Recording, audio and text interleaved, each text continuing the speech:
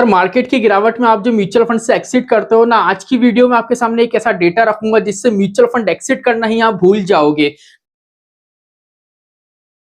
नमस्कार दोस्तों, जय श्री श्याम। जैसा कि आपने थंबनेल देखा है, आज की वीडियो में मैं आपको एक ऐसा डेटा प्रोवाइड करने जा रहा हूं। आपके पोर्टफोलियो में चाहे कोई सा भी म्यूचुअल फंड हो, चाहे स्मॉल कैप का हो, चाहे मिड कैप कैटेगरी का हो। काफी निवेशक है जिनका कहना है कि Tata small cap fund negative return दे रहा है, 1 साल से ज्यादा हो गया। Motilal Oswal mid cap fund, उसमें भी नेगेटिव रिटर्न दिख रहा है। सर हम क्या करें? तो आज की वीडियो कंप्लीट वॉच कर लेना बिना स्किप करे, क्योंकि आज की वीडियो से आपको पता पड़ेगा कि म्यूचुअल फंड में जो कंपाउंडिंग होती है एक्चुअल में वर्क कैसे करती है, और ये क्यों बोला जाता है कि म्यूचुअल फंड में लॉन्ग टर्म के लिए इन्वेस्टमेंट करना चाहिए। अगर आज के दिन की बात करें तो जैसा कि आपको पता है, लार्ज कैप इंडेक्स की बात करें निफ्टी 50 की तो 1% के आसपास की, स्मॉल कैप इंडेक्स की बात करें तो 2% से ज्यादा की, और मिड कैप इंडेक्स की बात करें तो 1.5% के आसपास की गिरावट हमने फेस करी है। अब सर इस गिरावट में हम म्यूचुअल फंड में निवेश करके बेनिफिट्स तो ले सकते हैं, लेकिन पोर्टफोलियो में जो रेड कलर का निशान हमको शो हो रहा है, ज्यादा से ज्यादा गिरावट शो हो रही है, उसका हम क्या करें? तो सिंपल ये डेटा देखो, टेंशन फ्री आप इजीली हो जाओगे।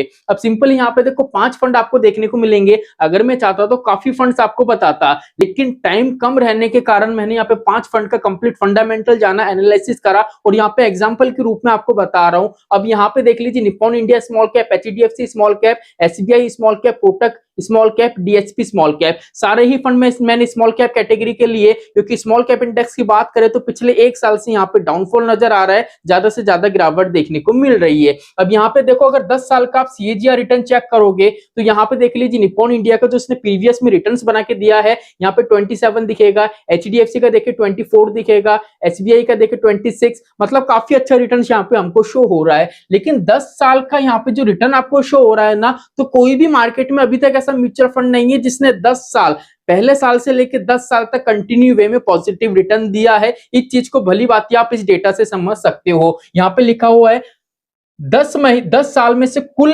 10 साल की अगर बात करें तो टोटल 120 महीने होते हैं, और 120 महीने की अगर बात करें तो यहाँ पे देख लीजिए टोटल कुछ ऐसे महीने हैं जिसमें इन फंड्स ने क्या करा है, नेगेटिव रिटर्न दिया है। जैसे बात करें निप्पॉन इंडिया स्मॉल कैप की, टोटल इन्वेस्टमेंट कितने महीने का, 120 महीने का, 10 साल का। अब 10 साल के अंदर यहाँ पे 35 से 40 ऐसे महीने हैं जब इस फंड ने क्या करा है, नेगेटिव रिटर्न दिया है, मार्केट में आपको रिटर्न ही बना के नहीं दिए। ऐसे ही एचडीएफसी स्मॉल कैप की बात करें तो 40 से 45 महीने ऐसे हैं जिसमें इसने नेगेटिव परफॉर्म करा है, मार्केट में आपको रिटर्न बना के नहीं दिया है। अगर बात करें एसबीआई स्मॉल कैप की तो 30 से 35 महीने देख लीजिए इसने नेगेटिव रिटर्न दिया है। कोटक स्मॉल कैप की बात करें तो देख लीजिए 38 से 42 ऐसे महीने जब इसने मार्केट से आपको नेगेटिव रिटर्न बना के दिया है। डीएचपी स्मॉल कैप की बात करें तो देख लीजिए 42 से 47 महीने ऐसे हैं जब इसने नेगेटिव परफॉर्म करा है। उसके बाद भी देखें तो 10 साल में इनका रिटर्न्स आपके सामने हैं। अब यहां से आपको ये चीज सोचनी है, पहली चीज तो कोई भी फंड है ना वो कंटिन्यू वे में पॉजिटिव रिटर्न नहीं देता है। अब यहाँ पे जो लिखा हुआ है ना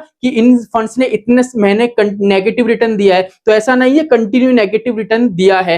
हो सकता है इन फंड्स ने क्या करा, जैसे हम 1 साल की बात करें तो 1 साल में से इनने 5 महीने अच्छा परफॉर्म करा, मार्केट में पॉजिटिव वे में रिटर्न बना के दिया, 2 महीने हो सकता है ये नेगेटिव चले गए, फिर मानते हैं हम 3 महीने इनने अच्छा खासा मार्केट में परफॉर्म करा। तो ओवरऑल 10 साल का यहाँ पे मैंने आपके सामने डेटा रखा है, जिससे आपको ये समझ में आएगा कि भैया आप ये सोच रहे हो ना कि मार्केट में गिरावट आ रही है, गिरावट आ रही है, अरे भैया करेक्शन आता है शॉर्ट टर्म का होता है। स्मॉल कैप में आपने निवेश करा था तो उस टाइम सोचा तो होगा ना कि स्मॉल कैप इंडेक्स में क्या होता है, वॉलिटिलिटी ज्यादा देखने को मिलती है, अग्रेसिव इन्वेस्टमेंट होता है, रिस्क काफी देखने को मिलता है। तो उस टाइम आपने सोचा होगा कि यहाँ पे निवेश कर रहा हूं तो मेरा टारगेट है 5 साल, 10 साल, 15 साल, जो भी टारगेट है। अभी आपका टारगेट अचीव नहीं हुआ है, 1-1.5 साल अभी आपके इन्वेस्टमेंट को हुआ है, और यहाँ पे आप पैनिक हो चुके हो कि सर गिरावट हो रही है, पोर्टफोलियो की 12 बज चुकी है, एक्सिट कर लेता हूं। यही सच्चाई है, इसलिए 70% इन्वेस्टर हैं इंडिया के जो म्यूचुअल फंड से पैसा नहीं बना पाते हैं, पैनिक कंडीशन बनती है, पैसा निकाल लेते हैं, सेलिंग कर देते हैं। तो यहाँ पे धैर्य आपको बना के रखना है। म्यूचुअल फंड में जो धैर्य बना के लगता है लॉन्ग टर्म में अच्छा खासा कॉर्पस क्रिएट कर सकता है। डेटा आपके सामने, जिससे आपको पता पड़ेगा कि सर म्यूचुअल फंड में लॉन्ग टर्म के लिए तो टिकना ही पड़ेगा। अगर ऐसी गिरावट को हम देखते रहेंगे, पैनिक कंडीशन बनती रहेगी, तो सेलिंग यहां से हम करते रहेंगे। अब कंप्लीट मैंने आपको बता दिया है। अब आपको ये देखना है कि सर मार्केट में जो गिरावट है, क्या आगे और भी मार्केट में गिरावट देखने को मिल सकती है? तो सिंपल इस वीडियो पे आप क्लिक करो, जिससे आपको रीजन भी पता पड़ेगा मार्केट में गिरावट क्यों देखने को मिली है। तो चलिए आज के लिए इतना ही, मिलते हमारी नेक्स्ट वीडियो में। जय श्री श्याम दोस्तों, जय श्री राधे।